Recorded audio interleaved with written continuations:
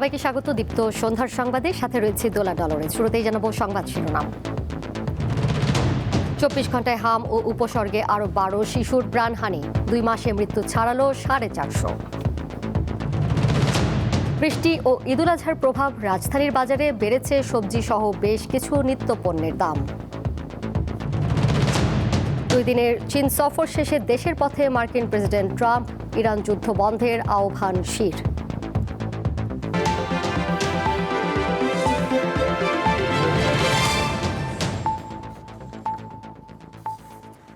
দেশে 24 ঘন্টায় হাম ও হামের উপসর্গ নিয়ে আরও 12 শিশুর মৃত্যু হয়েছে। একই সময় নতুন করে 1303 জনের শরীরে হাম ও এর উপসর্গ শনাক্ত হয়েছে। চলমান এই প্রাদুর্ভাবে মোট মৃত্যু সংখ্যা দাঁড়িয়েছে 451। আজ স্বাস্থ্য অধিদপ্তরের বিবৃতিতে এ তথ্য জানানো হয়। প্রতিবেদন অনুযায়ী 15 মার্চ থেকে আজ পর্যন্ত সন্দেহজনক হামে হাসপাতালে ভর্তি হয়েছে 40,176 জন। এর মধ্যে সুস্থ হয়ে হাসপাতাল ছেড়েছে 36,055 জন।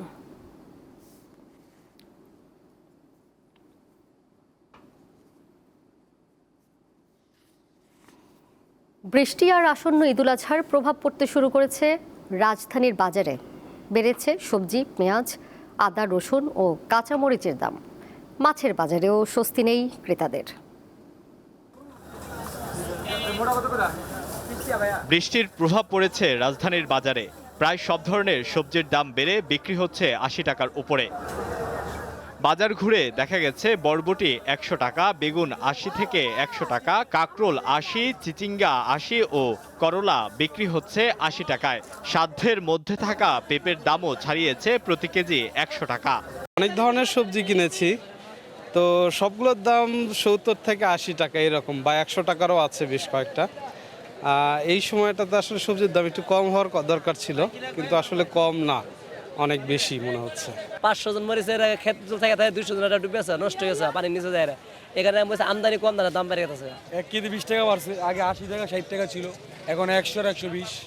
এছাড়া ঈদ সামনে বাড়তে শুরু করেছে পেঁয়াজ, আদা ও রসুনের দাম। প্রতি কেজি পেঁয়াজ 10 টাকা বেড়ে 45 থেকে 50 টাকায় বিক্রি হচ্ছে।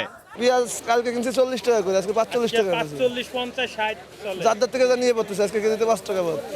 আজকে একটু দাম বেশি, মানে বাজারে সবটা জিনিসের, পেঁয়াজ, রসুন, আদা সবকিছুর একটু দাম বেশি। পেঁয়াজের দাম 50 টাকা, রসুন 100 টাকা, আদা এখন একটু দাম বাড়ছে। আগে বেচতাম 180 টাকা কেরালাটা, আর দেশিরা 200 টাকা বেচতাম, এখন 200 টাকায় বেশি। চাষের মাছও রয়েছে সাধারণ মানুষের নাগালের বাইরে। গত 1-1.5 মাসে একটু বেশিই যাচ্ছে বাজার, একটু মাছের বাজার একটু চড়া মনে হচ্ছে। অন্য কোনো মাছ কিন্তু সব মাছই, তেলাপিয়া 220 টাকা করে। এই যে আপনার রবিবারে বাজার করেছি 180 টাকা করে। পাঙ্গাস আগে ছিল 180 থেকে 200 করে, এখন বিক্রি করছে 220 করে। কোনো দামাদামি হবে না। এটা 15,000 টাকা আইতো, এটা আমার লাগে ওখানে 20,000 টাকার উপরে খরচই আছে। এরপরে ধরেন বর্তমানে সিজন নাই, এটা বর্ষাকালের সিজন, মাছটা সারে ওখানে বর্ষাকাল হবে আইতে আছে, মাছও শেষ হয়ে যাইতে আছে। সব ধরনের মশলার দাম রয়েছে ঊর্ধ্বমুখী, তবে এ নিয়ে ক্রেতা ও বিক্রেতাদের মধ্যে রয়েছে ভিন্ন মত। দাম তো আগের থেকে প্রতি কেজিতে 20-50 টাকা করে বেশি। বিশেষ করে কোরবানিতে মশলার চাহিদা বেশি থাকে, এলাচি, দারচিনি, লং, গোলমরিচ এগুলোর চাহিদা বেশি, তো দামটা স্থিতিশীল আছে। যে মশলা আপনার খালি এলাচির দামটাই বেশি। সয়াবিন তেলের সরবরাহ কম থাকার কথা জানিয়েছে সংশ্লিষ্টরা। আলোয়ান খান, দীপ্ত সংবাদ, ঢাকা। ঈদুল আজহা উপলক্ষে ট্রেনের আসনের অগ্রিম টিকিট বিক্রি চলছে। আজ দেওয়া হয়েছে 25 মের টিকিট। এবারও শতভাগ আসনের টিকিট অনলাইনে বিক্রি হচ্ছে। সকাল 8টায় প্রথমে পশ্চিমাঞ্চলে চলাচলকারী ট্রেনগুলোর আসনের টিকিট বিক্রি শুরু হয়, আর দুপুর 2টায় দেওয়া হয় পূর্বাঞ্চলে চলাচলকারী ট্রেনগুলোর আসনের টিকিট। আগামীকাল বিক্রি হবে আন্তনগর ট্রেনের 26 মের টিকিট। রেলওয়ের সিদ্ধান্ত অনুযায়ী একজন যাত্রী সর্বোচ্চ একবার টিকিট কিনতে পারবেন এবং প্রতি ক্ষেত্রে সর্বাধিক 4টি টিকিট ক্রয় করতে পারবেন। যাত্রার দিন মোট আসনের 25% স্ট্যান্ডিং বা দাঁড়িয়ে যাওয়ার টিকিট স্টেশন কাউন্টার থেকে বিক্রি করা হবে।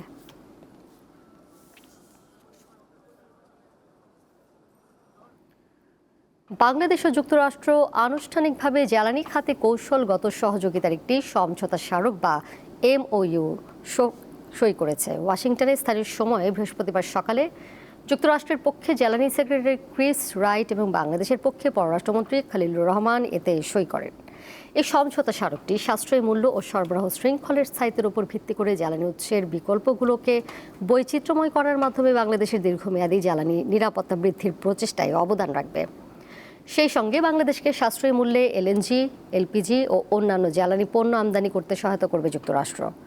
বাংলাদেশের পররাষ্ট্রমন্ত্রী এই সমঝোতা স্মারকটিকে দুই দেশের ক্রমবর্ধমান সম্পর্কের আরেকটি মাইল ফলক হিসেবে উল্লেখ করেন।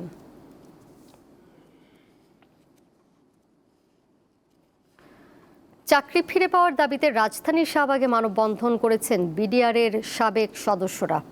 শুক্রবার দুপুরে বিডিআর কল্যাণ পরিষদের ব্যানারে আয়োজিত মানববন্ধনে চাকরিচ্যুত বিডিআর সাবেক সদস্য ও তাদের পরিবারবর্গ অংশ নেন।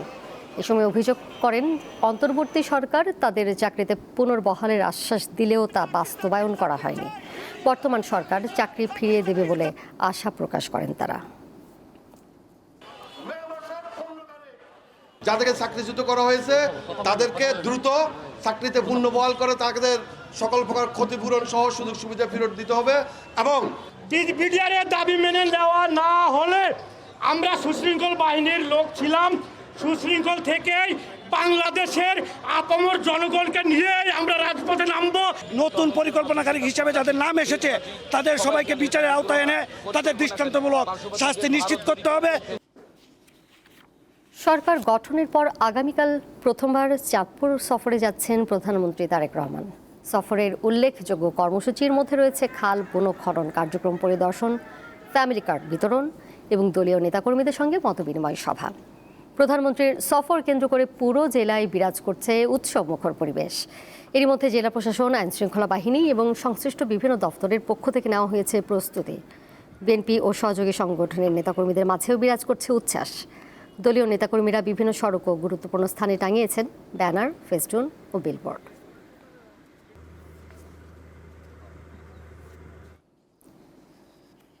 কুরবানির ঈদ উপলক্ষে বাগেরহাটে প্রস্তুত করা হয়েছে 1200 কেজি ওজনের লাল বাচ্চা। বিশাল আকৃতির গরুটি দেখতে প্রতিদিনই খামারির বাড়িতে আসছেন ক্রেতারা। দাম চাওয়া হচ্ছে 10 লাখ টাকা। সঙ্গে ফ্রি দেয়া হবে সোহেলি নামের একটি ছাগল। শান্ত স্বভাবের এই গরুর ওজন 1200 কেজি। নাম রাখা হয়েছে লাল বাদশা। গরুটি গোয়াল থেকে বের করতে প্রয়োজন হয় 3 থেকে 4 জন। ব্রাহ্মা জাতের লাল বাদশাকে 4 বছর লালন পালন করছেন খামারি মোশাররফ শেখ। গরুর সাথে বিশেষ আকর্ষণ হিসেবে ক্রেতাকে বিনামূল্যে দেয়া হবে প্রায় 30 কেজি ওজনের একটি ছাগল। গরুটার নাম রাখিছি আমি লাল বাদশা। বড় একটা ছাগল আছে সোহেলি, ওরে ফ্রি দিয়ে দেবো। চা দাম হচ্ছে 10 লাখ। তিনি আরো জানান, খৈল ভুসির পাশাপাশি প্রাকৃতিক খাবার দিয়ে বড় করা হয়েছে লাল বাদশাকে। খোল ভুসি দিয়ে 12 কেজি বরাদ্দ খাওয়ানো পড়ে, আর সারাদিন ঘাসের পরে রাত্রে কুটো, এই দিয়ে ওরে প্রাকৃতিক খাবার দিয়ে ওরা লালন পালন করা। বাগেরহাটের সদর উপজেলার বিরুইপাড়া ইউনিয়নের বাগদিয়া গ্রামের বিশাল আকৃতির গরুটি ঘিরে এলাকায় ব্যাপক আগ্রহ তৈরি হয়েছে। আমি এর থেকে বড় গরু বাগেরহাটে দেখি নাই। এই গরুটা দেখার জন্য বাইরে থেকে অনেক মানুষজন আসতেছে। এটা বললে হাটে ওঠানোর আগেই বাড়ি থেকে বিক্রি হয়ে যাবে।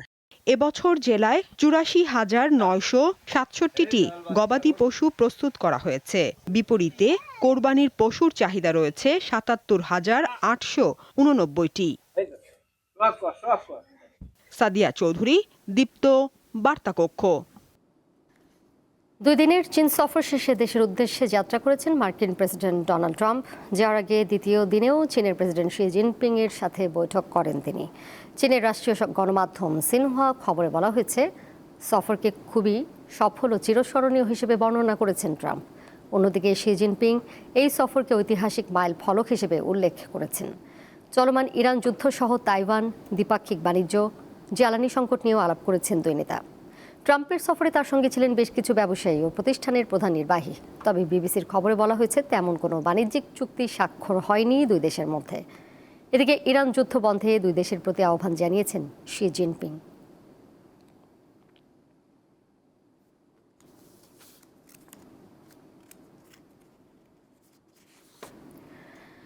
একদল ব্যবসায়ীকে সফর সঙ্গী করে চীন অধ্যায় শেষ করলেন যুক্তরাষ্ট্রের প্রেসিডেন্ট ডোনাল্ড ট্রাম্প।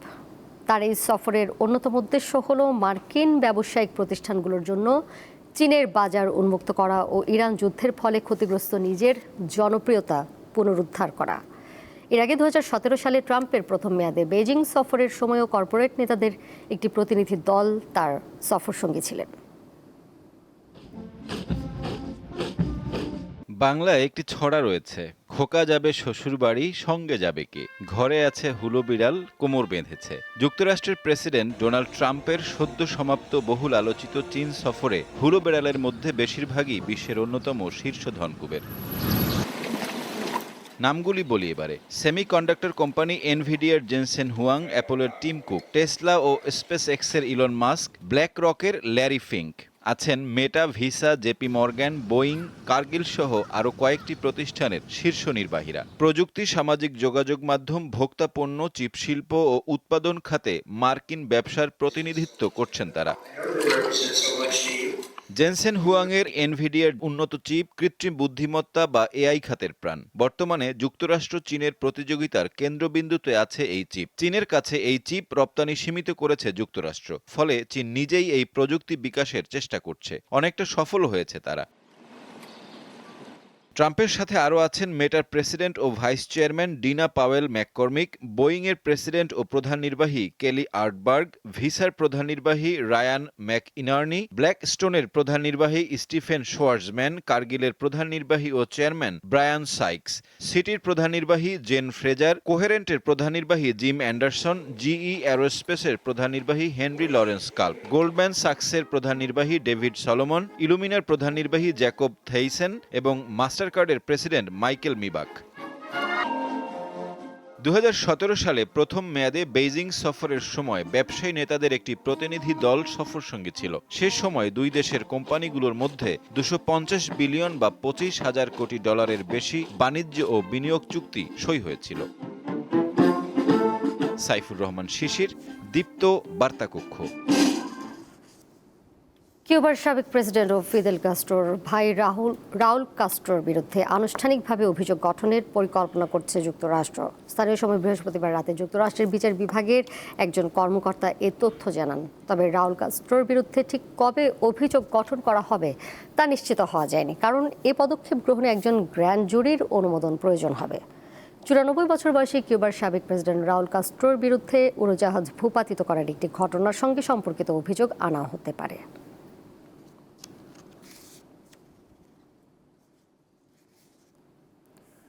যুক্তরাজ্যের প্রধানমন্ত্রী কিয়ার স্টারমারের সংকট আরও ঘনীভূত হচ্ছে। এবার তার স্বাস্থ্যমন্ত্রী ওয়েস স্ট্রিটিং পদত্যাগ করেছেন। স্টারমারের নেতৃত্বে আস্থা হারিয়েছেন বলে জানান তিনি।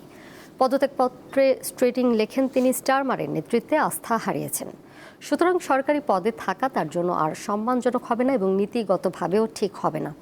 পত্রটি এক্সে শেয়ার করেছেন স্ট্রিটিং। এতে তিনি আরও লিখেছেন, এটি স্পষ্ট যে কিয়ার স্টারমার আগামী সাধারণ নির্বাচনে দলকে নেতৃত্ব দিতে পারবেন না।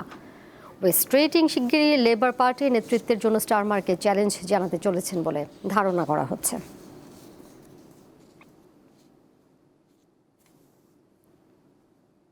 এবারে খেলার খবর। বিশ্বকাপের টিকিট নিশ্চিত, প্রস্তুতির তোড়জোড় তুঙ্গে। কিন্তু শেষ পর্যন্ত মেক্সিকো, কানাডা ও যুক্তরাষ্ট্রের মহাযজ্ঞে ইরানকে দেখা যাবে কিনা তা নিয়ে রয়েছে ধোঁয়াশা। ভূ রাজনৈতিক টানাপোড়েনের কারণে ভিসা জটিলতা সঙ্গী করেই তেহরানে বিদায়ী সংবর্ধনা দেওয়া হয়েছে দেশটির ফুটবল দলকে। তেহরানের ইনকিলাব চত্বর, উপচে পড়া ভিড় দেখে মনে হবে বিশ্বকাপ জিতে ফিরেছে ইরান, কিন্তু বাস্তবতা বলছে ভিন্ন কথা। এটি 2026 বিশ্বকাপে যাওয়ার আগে ইরান ফুটবল দলের রাজকীয় বিদায় সংবর্ধনা। যদিও অদ্ভুত এক পরিস্থিতির মধ্যে দাঁড়িয়ে আছে দেশটি, বিশ্বকাপে ইরান শেষ পর্যন্ত খেলতে পারবে কিনা তা নিয়ে এখনো অনিশ্চয়তা কাটেনি। বিশেষ করে যুক্তরাষ্ট্রে প্রবেশ এবং সেখানে ম্যাচ খেলা নিয়ে বড় ধরনের শঙ্কা তৈরি হয়েছে। তা সত্ত্বেও যেন সমর্থকদের ভালোবাসায় কোনো কমতি নেই। বুধবার রাতে বর্ণিল আয়োজনে মঞ্চে দাঁড়িয়ে খেলোয়াড়রা ধন্যবাদ জানান সমর্থকদের, তুলে ধরেন বিশ্বকাপে নিজেদের স্বপ্নের কথা। একই দিনে জাঁকজমকপূর্ণভাবে উন্মোচন করা হয় ইরানের বিশ্বকাপে নতুন জার্সি। এত কিছুর পরও পর্দার আড়ালে গল্পটা বেশ জটিল। যুক্তরাষ্ট্র ইসরায়েলের সাথে চলমান উত্তেজনার মধ্যে ইরানের বিশ্বকাপ যাত্রা নিয়ে প্রশ্ন রয়েছে, কারণ গ্রুপ পর্বের 3টি ম্যাচই যুক্তরাষ্ট্রে অনুষ্ঠিত হওয়ার কথা। তাই খেলোয়াড়দের ভিসা পাওয়া নিয়ে রয়েছে সংশয়। এ অবস্থায় ইরান তাদের খেলোয়াড় ও কর্মকর্তাদের নিরাপদে নিয়ে যাওয়ার সম্পূর্ণ দায়িত্ব ফিফার উপর ছেড়ে দিয়েছে। মাঠের প্রস্তুতিতে নেই কোনো ঢিলেমি। আগামী 29 মে তুরস্কের আনাতোলিয়ায় গাম্বিয়ার বিপক্ষে একটি প্রস্তুতি ম্যাচ খেলবে তারা। তুরস্ক সফরকালে আরও একটি প্রীতি ম্যাচ খেলার পরিকল্পনা তাদের। অনিশ্চয়তা কাটিয়ে শেষ পর্যন্ত আগামী বিশ্বকাপে ইরানের জাতীয় সঙ্গীত বেজে উঠবে কিনা এখন তা দেখার অপেক্ষা। মোহাম্মদ হাসিব, দীপ্ত স্পোর্টস।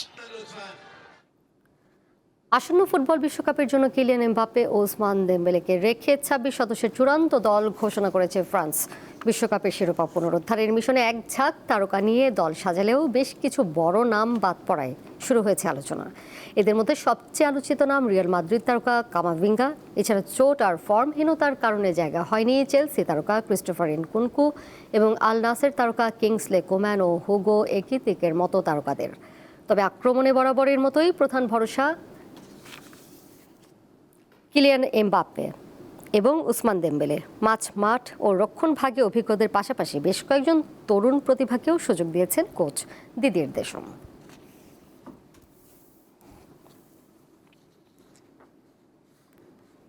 এর সাথে শেষ করব দীপ্ত সন্ধ্যার সংবাদ। যাবার আগে শিরোনামগুলো জেনে দিব আরও একবার। 24 ঘন্টায় হাম ও উপসর্গে আরও 12 শিশুর প্রাণহানি, 2 মাসে মৃত্যু ছাড়ালো 450। বৃষ্টি ও ঈদ উল আজহার প্রভাব রাজধানীর বাজারে, বেড়েছে সবজি সহ বেশ কিছু নিত্য পণ্যের দাম। 2 দিনের চীন সফর শেষে দেশের পথে মার্কিন প্রেসিডেন্ট ট্রাম্প, ইরান যুদ্ধ বন্ধের আহ্বান শির।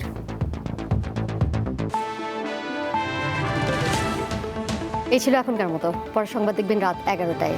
এছাড়াও আরও তথ্য এবং বিনোদনের নানা খবরাখবর জানতে যুক্ত থাকুন দীপ্ত ডিজিটাল প্ল্যাটফর্মে। সবাইকে ধন্যবাদ এতক্ষণ সাথে থাকার জন্য।